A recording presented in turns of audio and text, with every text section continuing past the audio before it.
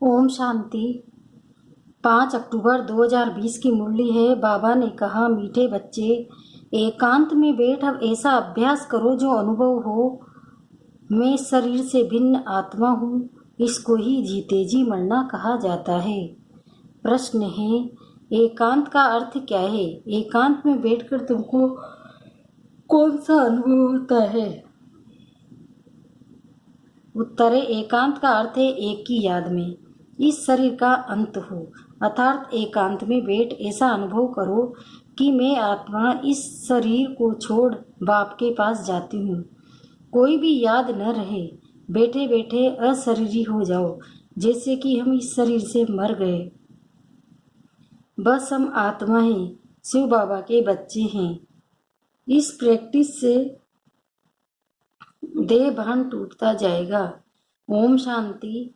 बच्चों को बाप पहले पहले समझाते हैं कि मीठे मीठे बच्चों, अब यहाँ बैठते हो तो अपने को आत्मा समझ बाप को याद करते रहो। कोई तरफ बुद्धि नहीं जानी चाहिए। ये तुम बच्चे ही जानते हो, हम आत्मा है। पार्ट हम आत्मा बजाती है इस शरीर द्वारा। आत्मा अविनाशी, शरीर विनाशी है। तो तुम बच्चों को देही अभिमानी बन बाप की याद में रहना है। हम आत्मा चाहे तो इन आर्गन से काम लेवे व न लेवे, अपने को शरीर से अलग समझना चाहिए। बाप कहते हैं, अपने को आत्मा समझो, देह को भूलते जाओ। हम आत्मा इंडिपेंडेंट हैं। हमको सिवाय एक बाप के और कोई को याद नहीं करना है। जीते जी मौत की अवस्था में रहना है। हम आत्मा का योग रहना है अब बाप के साथ। बाकी तो दुनिया से घर से मर गए। कहते हैं ना, आप मुझे मर गई दुनिया। अब जीते जी तुमको मरना है। हम आत्मा शिव बाबा के बच्चे हैं। शरीर का भान उड़ाते रहना चाहिए। बाप कहते हैं, अपने को आत्मा समझो और मुझे याद करो। शरीर का भान छोड़ो। ये पुराना शरीर है ना, पुरानी चीज को छोड़ा जाता है ना। अपने को अशरीरी समझो। अभी तुमको बाप को याद करते करते बाप के पास जाना है। ऐसे करते करते फिर तुमको आदत पड़ जाएगी। अभी तो तुमको घर जाना है, फिर इस पुरानी दुनिया को याद क्यों करे? एकांत में बैठ ऐसे अपने साथ मेहनत करनी है। भक्ति मार्ग में भी कोट में अंदर बैठ माला फेरते हैं, पूजा करते हैं। तुम भी एकांत में बैठ ये कोशिश करो तो आदत पड़ जाएगी। तुमको मुझे तो कुछ बोलना नहीं है, इसमें ही बुद्धि की बात। शिव बाबा तो है सिखलाने वाला। उनको तो पुरुषार्थ नहीं करना है, ये बाबा पुरुषार्थ करते हैं। वो फिर तुम बच्चों को भी समझाते हैं। जितना हो सके ऐसे बैठकर विचार करो कि हमको हम जाना है अपने घर। इस शरीर को तो यहाँ छोड़ना है। बाप को याद करने से ही विकर्म विनाश होंगे और आयु भी बढ़ेगी। अंदर ये चिंतन चलना चाहिए, बाहर में कुछ भी बोलना नहीं है। भक्ति मार्ग में भी ब्रह्म तत्व को या शिव को ही याद करते हैं, परंतु ये याद कोई यथार्थ नहीं है। वह याद कोई यथार्थ नहीं है। बाप का परिचय नहीं तो याद कैसे करे? तुमको अब बाप का परिचय मिला है। सवेरे सवेरे उठकर एकांत में ऐसे अपने साथ बातें करते रहो। विचार सागर मंथन करो, बाप को याद करो। बाबा, हम अभी आया कि आया आपकी सच्ची गोद में। वह है रूहानी गोद। तो ऐसे ऐसे अपने साथ बातें करनी चाहिए। बाबा आया हुआ है। बाबा कल्प कल्प आकर हमको राजयोग सिखलाते हैं। बाप कहते हैं, मुझे याद करो और चक्र को याद करो। स्वदर्शन चक्रधारी बनना है। बाप में ही सारा ज्ञान है ना चक्र का। वो फिर तुमको देते हैं। तुमको त्रिकालदर्शी बना रहे हैं। तीनों कालों अर्थात आदि मध्य अंत को तुम जानते हो। बाप भी हैं परमात्मा, उनको शरीर तो है नहीं। अभी इस शरीर में बाप बेट तुमको समझाते हैं। ये वंडरफुल बात है। भाग्य रथ पर विराजमान होंगी तो जरूर दूसरी आत्मा है। बहुत जन्मों के अंत का जन्म इनका है। नंबर 1 पावन वही फिर नंबर 1 पतित बनते हैं। वो अपने को भगवान विष्णु आदि तो कहते नहीं। यहाँ एक भी आत्मा पावन ही नहीं, सब पतित ही है। तो बाबा बच्चों को समझाते हैं, ऐसे ऐसे विचार सागर मंथन करो तो इससे तुमको खुशी भी रहेगी। इसमें एकांत भी जरूर चाहिए। एक की याद में शरीर का अंत होता है, उनको कहा जाता है एकांत। ये चमड़ी छूट जाएगी। सन्यासी भी ब्रह्म की याद में व लव में याद में रहते हैं। उस याद में रहते रहते शरीर का भान छूट जाता है। बस हमको ब्रह्म में लीन होना है। ऐसे बैठ जाते हैं। तपस्या में बैठे बैठे शरीर छोड़ देते हैं। भक्ति में तो मनुष्य बहुत धक्के खाते हैं। इसमें धक्के खाने की बात नहीं है, याद में ही रहना है। पिछाड़ी में कोई याद न रहे, ग्रस्त व्यवहार में तो रहना ही है। बाकी टाइम निकालना है। स्टूडेंट का पढ़ाई का शौक होता है ना, ये पढ़ाई है। अपने को आत्मा न समझने से बाप टीचर गुरु सबको भूल जाते हैं। एकांत में बैठ ऐसे ऐसे विचार करो। गृहस्थी घर में तो वाइब्रेशन ठीक नहीं रहता। अगर अलग प्रबंध है तो एक कोठरी में एकांत में बैठ जाओ। माताओं को तो दिन में भी टाइम मिलता है, बच्चे आदि स्कूल चले जाते हैं। जितना टाइम मिले यही कोशिश करते रहो। तुमको तो एक घर है, बाप को तो कितने ढेर के ढेर दुकान है। और ही वृद्धि होती जाएगी। मनुष्य को तो धंधे आदि की चिंता होती है तो नींद भी फिर जाती है। ये व्यापार भी है ना। कितना बड़ा सर्राफ है, कितना बड़ा सट्टा मट्टा करते हैं। पुराने शरीर आदि लेकर नया देते हैं, सबको रास्ता बताते हैं। यह भी धंधा हमको करना है। ये व्यापार तो बहुत बड़ा है। व्यापारी को व्यापार का ही ख्याल रहता है। बाबा ऐसे ऐसे प्रैक्टिस करते हैं, फिर बतलाते हैं ऐसे ऐसे करो। जितना तुम बाप की याद में रहेंगे तो स्वतः ही नींद फिट जाएगी। कमाई में आत्मा को बहुत मजा आएगा। कमाई के लिए मनुष्य रात में भी जागते हैं। सीजन में सारी रात भी दुकान खुला रहता है। तुम्हारी कमाई रात को और सवेरे बहुत अच्छी होगी। स्वदर्शन चक्रधारी बनेंगे, त्रिकालदर्शी बनेंगे। 21 जन्म के लिए धन इकट्ठा करते हैं। मनुष्य साहूकार बनने के लिए पुरुषार्थ करते हैं।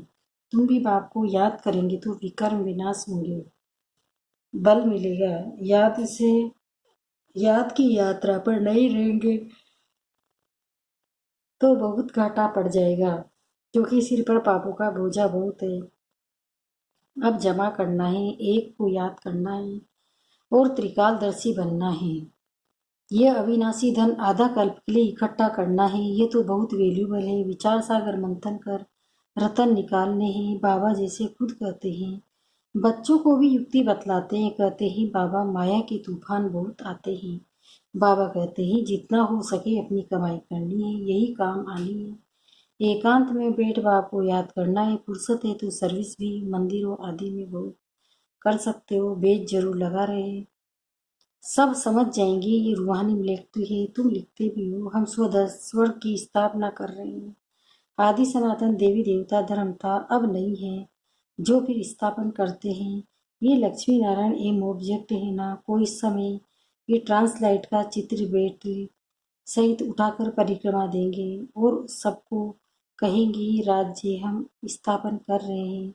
ये चित्र सबसे फर्स्ट क्लास है। ये चित्र बहुत नामी ग्रामी हो जाएगा। लक्ष्मी नारायण सिर्फ एक तो नहीं थे, उनकी राजधानी थी ना।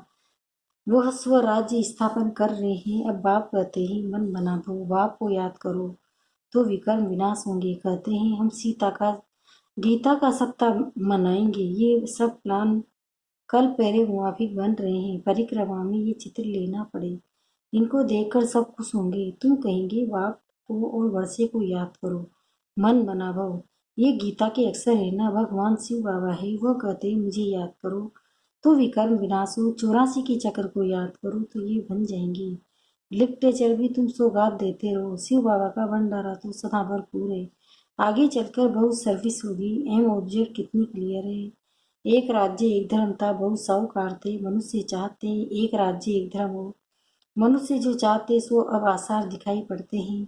फिर समझेंगे ये तो ठीक कहते हैं। 100% पवित्रता सुख शांति का राज्य फिर से स्थापन कर रहे हैं। फिर तुमको खुशी भी रहेगी।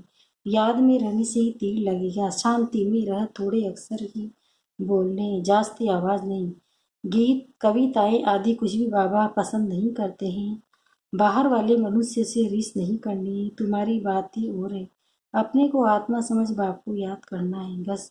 स्लोगन भी अच्छे हो जो मनुष्य पढ़कर जागे। बच्चे वृद्धि को पाते रहते हैं, खजाना तो भरपूर रहता है। बच्चों का दिया हुआ वो फिर बच्चों के काम नहीं आता है। बाप तो पैसे नहीं ले आते हैं, तुम्हारी चीजें तुम्हारे काम में आती है। भारतवासी जानते हैं हम बहुत सुधर कर रहे हैं। 5 वर्ष के अंदर इतना अनाज होगा जो अनाज की कभी तकलीफ नहीं होगी। और तुम जानते हो ऐसी हालत होगी जो अन्न खाने के लिए नहीं मिलेगा। ऐसे नहीं अनाज कोई सस्ता होगा। तुम बच्चे जानते हो हम 21 जन्म के लिए अपना राज्य भाग्य पा रहे हैं। यह थोड़ी बहुत तकलीफ तो सहन करनी है। कहा जाता है खुशी जैसी खुराक नहीं। अतीन्द्रिय सुख गोपियों का गया हुआ है। ढेर बच्चे हो जाएंगे, जो भी सेपलिंग वाले होंगे वो आते रहेंगे। झाड़ यहाँ बढ़ना है ना, स्थापना हो रही है। और धर्मों में ऐसा नहीं होता है, वो तो ऊपर से आते हैं। ये तो जैसे कि झाड़ स्थापन हुआ ही पड़ा है। इसमें फिर नंबरवार आते जाएंगे, वृद्धि को पाते जाएंगे। तकलीफ कुछ नहीं, उन्हों को तो ऊपर से आकर पाठ बजाना ही है। इसमें महिमा की क्या बात है। धर्म स्थापक के पिछाड़ी आते रहते हैं, वो शिक्षा क्या देंगे। सदगति कुछ भी नहीं। यहाँ तो बाप भविष्य देवी देवता धर्म की स्थापना कर रहे हैं। संगम पर नया सेपलिंग लगाते हैं ना। पहले पौधों को गमले में लगाकर फिर नीचे लगा देते हैं, वृद्धि होती जाती है। तुम भी अब पौधा लगा रहे हो तो फिर सतयुग में वृद्धि को पाए राज्य भाग्य पाएंगे। तुम नई दुनिया की स्थापना कर रहे हो। मनुष्य समझते हैं अर्जुन कलयुग में बहुत वर्ष पड़े हैं, क्योंकि शास्त्रों में लाखों वर्ष लिख दिए हैं। समझते हैं कलयुग में भी 40,000 वर्ष पड़े हैं, फिर बाप आकर नई दुनिया बनाएंगे। कई समझते हैं ये वही महाभारत लड़ाई है, गीता का भगवान भी जरूर होगा। तुम बतलाते हो कृष्ण तो था नहीं, बाप ने समझाया है। कृष्ण तो 84 जन्म लेते एक फीचर से न मिले दूसरे से, तो यहाँ फिर कृष्ण कैसे आएंगे। कोई भी इन बातों को विचार नहीं करते हैं। तुम समझते हो कृष्ण स्वर का प्रिंस वो फिर द्वापर में कहाँ से आएगा। इस लक्ष्मी नारायण के चित्र को देखने से ही समझ में आ जाता है। शिव बाबा ये वर्षा दे रहे हैं, सत्य की स्थापना करने वाला बाप ही है। ये गोला झाड़ आदि के चित्र कम थोड़े ही हैं। एक दिन तुम्हारे पास ये सब चित्र ट्रांसलाइट के बन जाएंगे, फिर सब कहेंगे हमको ऐसे चित्र ही चाहिए। इन चित्रों से फिर विहंग मार्ग की सर्विस हो जाएगी।